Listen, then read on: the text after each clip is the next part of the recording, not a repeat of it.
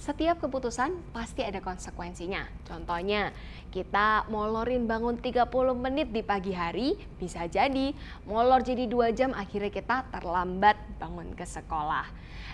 Tapi hidup kita ini juga sama loh. Ketika kita berbuat dosa, itu sebenarnya adalah keputusannya seseorang. Dan seperti Daud yang ada di Alkitab, ketika dia memilih untuk mengambil istri orang lain dengan cara yang sangat kejam, bahkan licik, di saat itulah dia berakhir dengan penyesalan.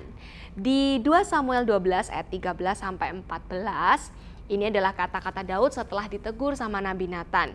Lalu berkatalah Daud kepadanya, kepada Nathan maksudnya ya, "Aku sudah berdosa kepada Tuhan." Dan Nathan berkata kepada Daud, "Tuhan telah menjauhkan dosamu itu, engkau tidak akan mati.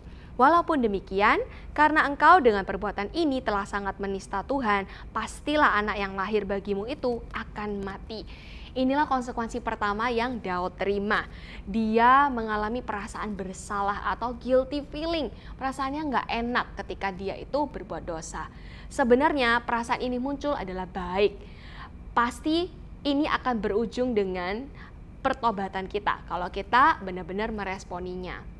Nah, sama nih.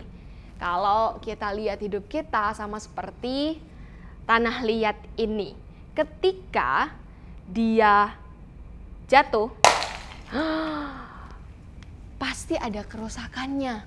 Dan kalau ini mau dipulihkan, ya sebenarnya bisa sih ditambal pakai lem gitu ya, atau mungkin pakai lakban, kita berusaha gabung-gabungin. Tapi pasti bentuknya tidak akan semulus bentuk awal dari tanah liat ini.